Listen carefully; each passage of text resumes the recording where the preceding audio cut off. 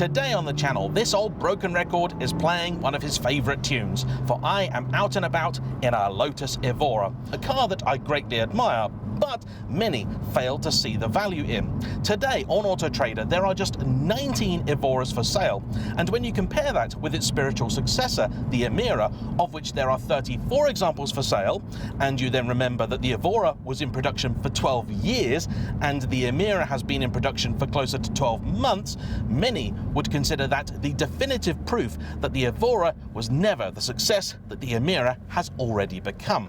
I, however, think there are far better ways to measure the quality of a car rather than simply the number they have shifted. And so today, once again, I am flying the flag for what I genuinely consider to be the greatest sports car of the 21st century.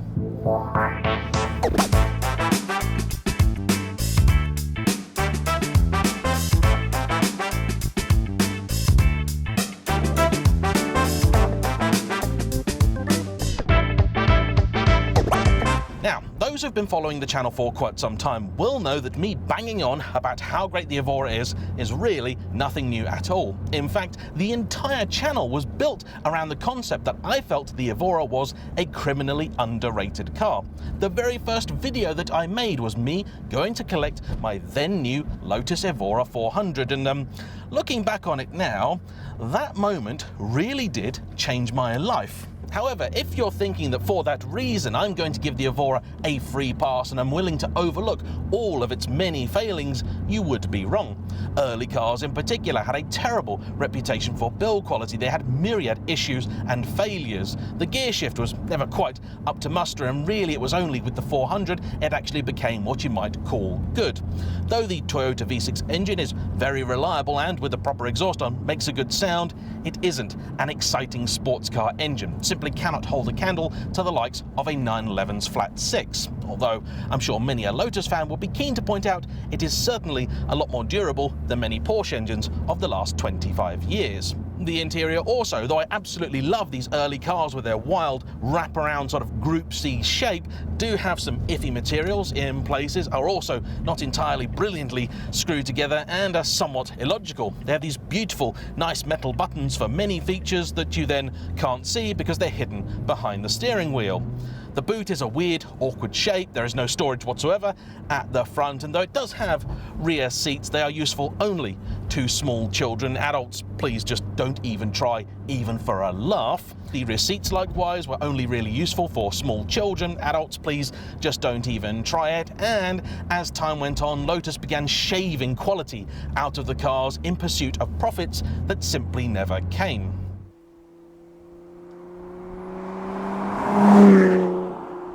And it was for those reasons, and I'm sure plenty of others, that in the 12 years the car was on sale, Lotus sold just 6,117 globally. In all honesty, I'm actually surprised it was that many, because certainly for the last few years of production, it didn't feel like they were selling any at all. I in fact actually went to a Lotus dealer when the final editions of the Elise and XEs were announced to ask if there was going to be a final edition of the Evora, and if there were any possibility that I could actually buy the last one off the line.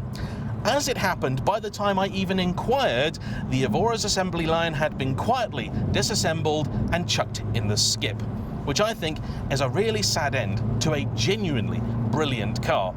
As I've done many reviews on many different Evoras, including this exact car, which has been brought to me by its lovely owner, Doug, who now has a YouTube channel called Nightfall Drives, with which we'll be doing some filming a little bit later on. I'll put a link to that in the description down below. Today's video is not going to be a straight review. Instead, it's a little bit of a walk down memory lane and a reminder of the many, many reasons why I consider this to be a genuinely brilliant car. I can still remember with real clarity the exact moment when I discovered not just the brilliance of the Evora, but Lotus as a whole. It was late 2015, early 2016. I had an E46 generation BMW M3 in Laguna Seca Blue with CSL wheels, CSL boot lid, and even today, every now and again, I'll look at pictures of that car and go, that was a good looking machine. Unfortunately, the car wasn't very good to me, and I've been over that many times too, but in the 13 months I had it, I think I only saw it for about 4, and of those 3, it didn't actually work properly anyway. In any case, it was around that time that I was beginning to think I would probably want to get out of the film industry, and I had this notion of treating myself to something a little bit silly. I did consider buying a Ferrari or a Lamborghini, and in theory I could have afforded to buy one of those, but I also knew I couldn't have afforded to run one. So instead I was looking at other brands, and one I'd always admired, but from afar, was Lotus. A Turbo Esprit, the Giugiaro shaped early one, had long been a dream car of mine, but I figured those would probably be a little bit difficult to live with, and so it was the Evora that I began looking at. When they'd come out, I wasn't really all that taken with the shape. However, in person, I think they do look a little bit better, and at this time, the 400 had just been announced, which really sharpened things up and greatly appealed to me.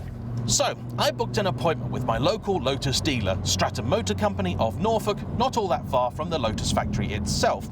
I wanted to go out in both an early Evora and also the new 400 to see whether the new car was going to be worth the extra money they were asking.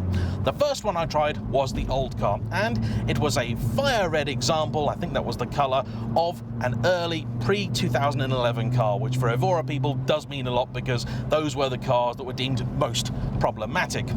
In any case, I went out in the car on a cold, damp, dreary, horrid day where honestly, in the M3, I'd have been near terrified to put my foot down. I was on a road that I didn't know, in conditions that I knew were poor, and a car that I'd never had any experience of whatsoever. And within moments, I was driving this thing with more vigour, more gusto, more verve than I think I ever gave the M3.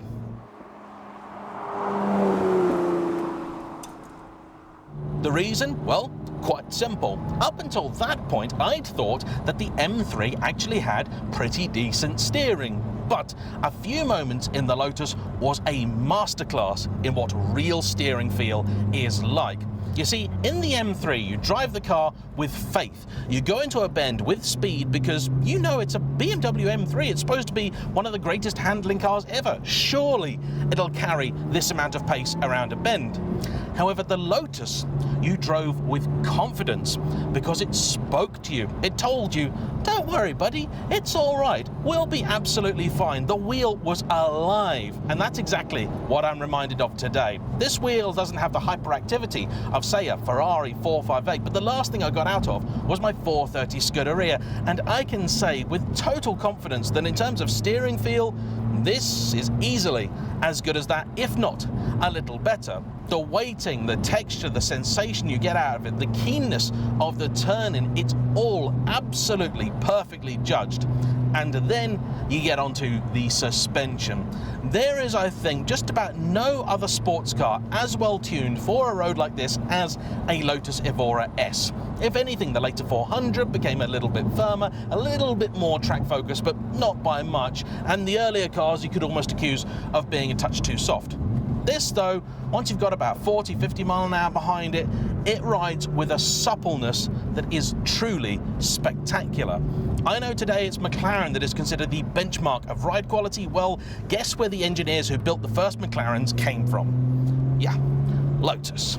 The chassis is also a masterpiece. Constructed of bonded aluminium extrusions, it is in many ways more advanced than that you'd find even in a current day Ferrari like the 296. Those, as far as I'm aware, do have some extrusions and a little bit of bonding, but they do also use quite a bit of welding. In stuff like the 430 Scuderia, it's particularly obvious because you can see it. And the fact is, not only is the Lotus chassis a lot easier on the eye, it is also, as far as I understand it, a technically superior solution. When you weld aluminium, it loses some of its strength, and that's why in the aerospace industry they bond rather than weld. In fact, the glue that Lotus use in the construction of their cars is more rigid than that in aerospace, because when you're building an airplane fuselage, you want a little bit of flexibility. The whole thing is going to bend. That's what airplanes do. But a road car chassis, you want as stiff as it can possibly be. I always love the little details, like the fact you can just lift the carpets and see that chassis peer behind the wheels, and you'll see those huge forged aluminium wishbones designed for a car with a lot more power than the Evora ever got.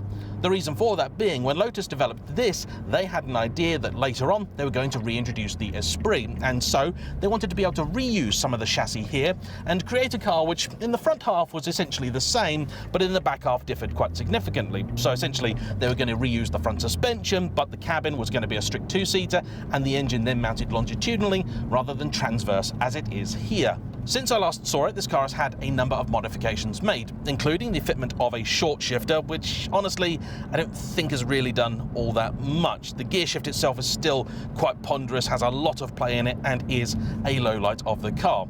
There is also a cold air intake, which brings with it a nice little added bit of supercharger noise and possibly a little bit of extra power or torque, though no claims have been made for that. You may also notice that Doug has fitted the brakes from a bicycle to the indicator and wash wipe stalks, because one of the issues with the Evora is that to make room for the paddles on the automatic, the stalks are really far back, and they're off a Mark 1 Focus, which they never changed. Naughty Lotus.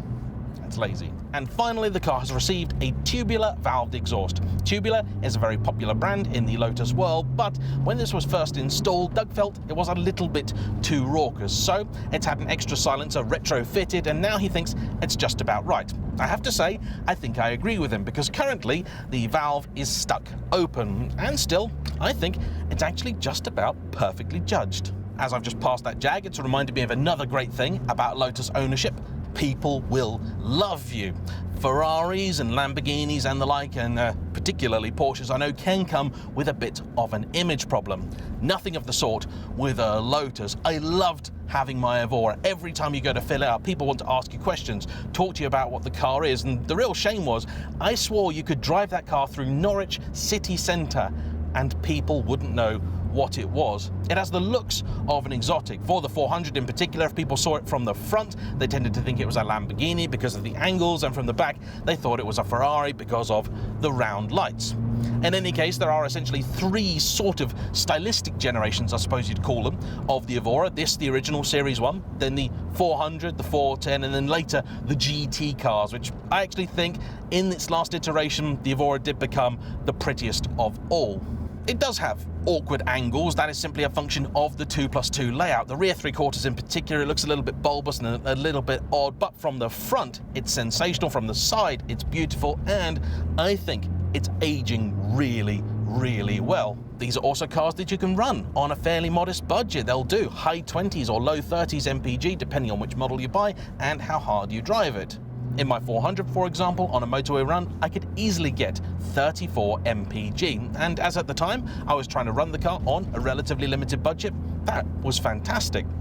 Unfortunately, servicing is quite expensive. I would say just about as pricey as a Porsche if you take it to a main dealer. Parts were also a constant concern, and when you consider the fact that at the time I owned my 400, it was a car in production, that's just daft, isn't it?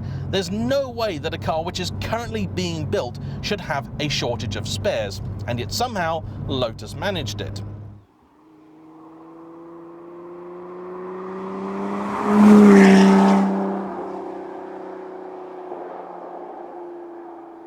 The quality of dealers also varied wildly, and honestly today I think the only one I would ever recommend to anybody in the UK is Bell & Colville. That is not to say that there aren't other good dealers, I know there are for sure. However, those are the only one that I have any proper experience of that I can say nice things about. For those who aren't aware, the Evora S was the supercharged variant introduced in 2010-2011. It featured a 345 horsepower version of the 3.5-litre Toyota V6, up from the 276 of the standard car. It gained a little bit of weight. These are, I think, about just over 1,430 kilos, but on account of the extra mid-range in particular, it doesn't feel particularly slow. Compared with modern turbocharged stuff, I suppose it might feel a touch on the lethargic side, but truthfully, the Lotus thing has never been about straight line speed. It's been about feel, interactivity, and quality of ride and handling. And genuinely, I can think of very, very few cars which are as good as the Evora S. For a B road, it is, simply put, perfect.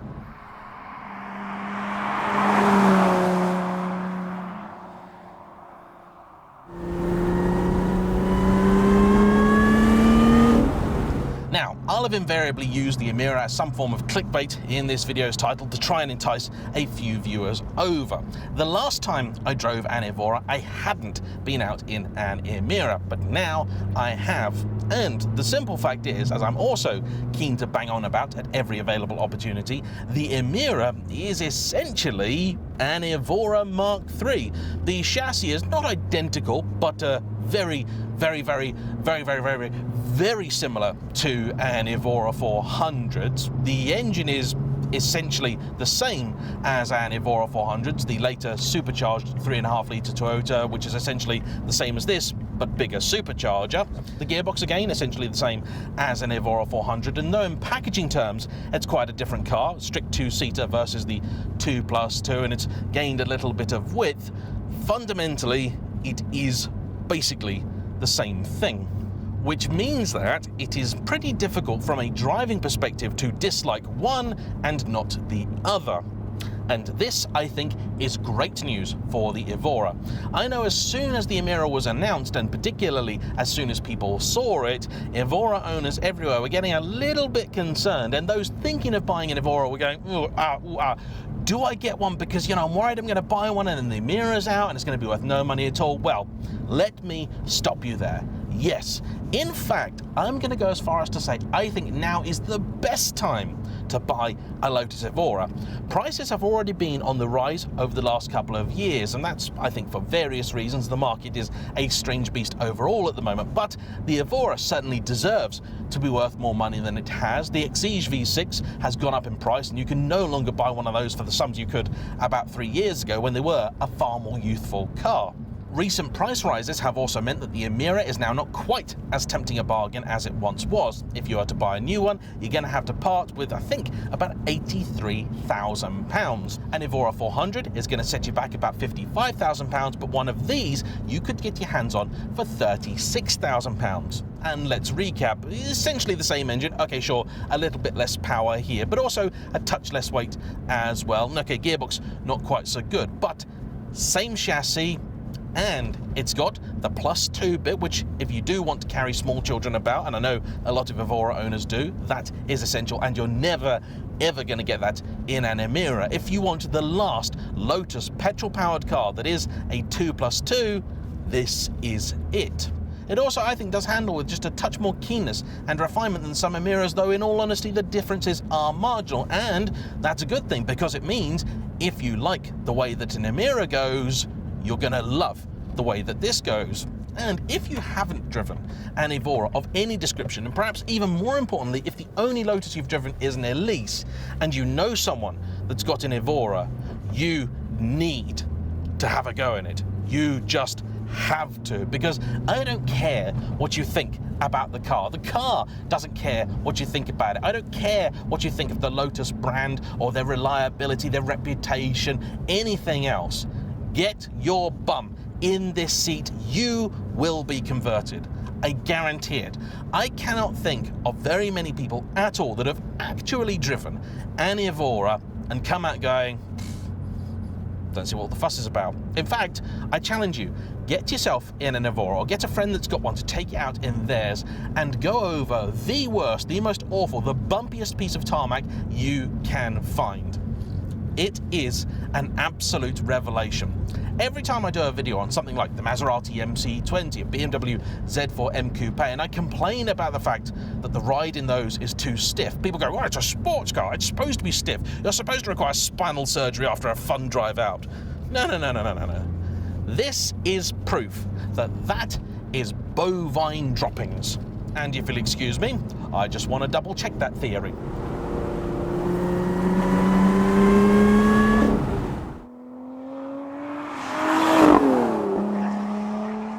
It's so good, this car.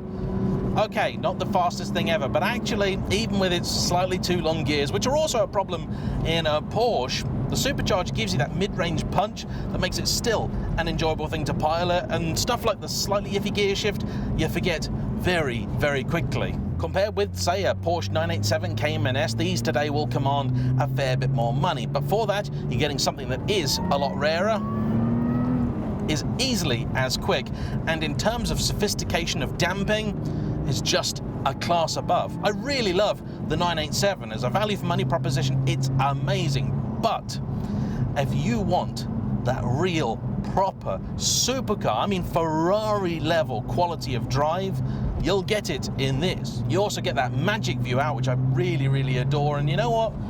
The more time I spend in an early Evora, the more I come to think it could be my favourite. These are also sized perfectly for British B roads, so they don't feel too wide, don't feel too daunting. Visibility is excellent. You get those nice sharp creases in the corners of the car. Magic thing, this.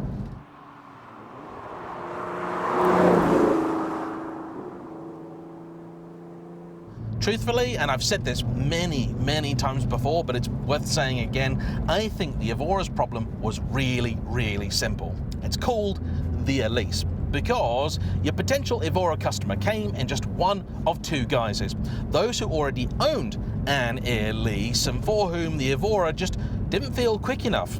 It's easily as quick as, say, an Elise 111R, but it doesn't necessarily feel it because it's so much more sophisticated, so much more grown up, more refined, more comfortable. You can do big, long journeys in this. In fact, Doug just has. He took it all the way down to Nice, and it was a perfect traveling companion. There's a video I did in the early days of the channel where I compared my 400 to a V6 Jaguar F-Type, in which I said the Evora was by far the better GT car.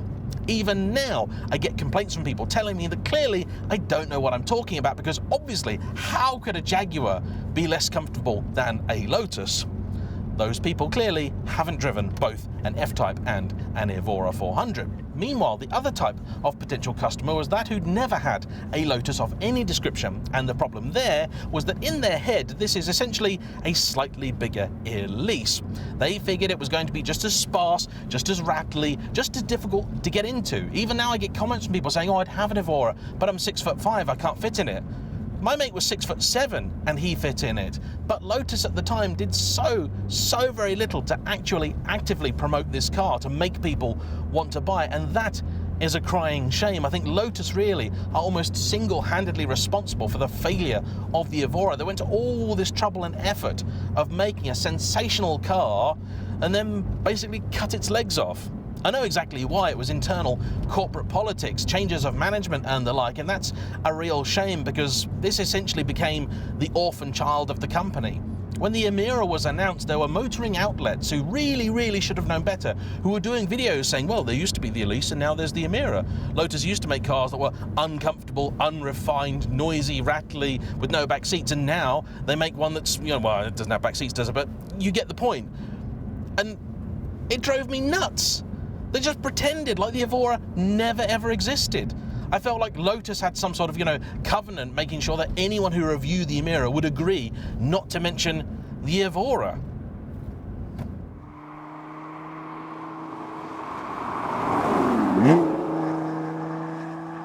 The Evora is also possibly the finest example of the fact that the opinion of automotive journalists means essentially nothing.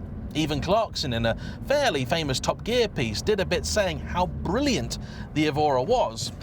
Did it make people buy one? No.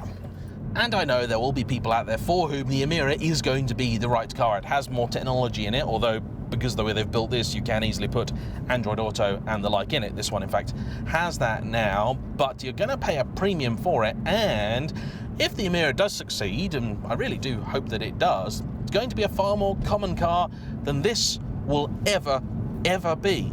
And for people like myself who are difficult weirdos, I actually kind of like the notion of having something that's a little bit less known about, a little bit less popular. Well, the good news is that by making this video, I'm not really going to shift any more Evoras because Lotus aren't going to sell anymore. So if you've ever fancied one, now is your time, because if people do start realizing how great they are, the only thing that's actually going to happen is the prices will go up. And I think they should.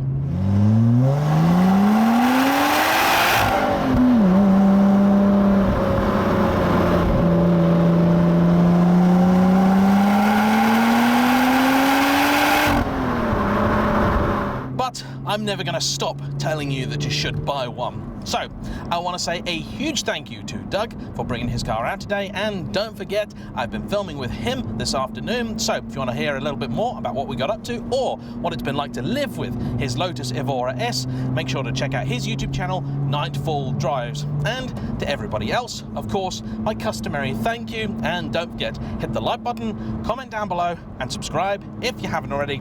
I'll see you for the next one. Bye-bye.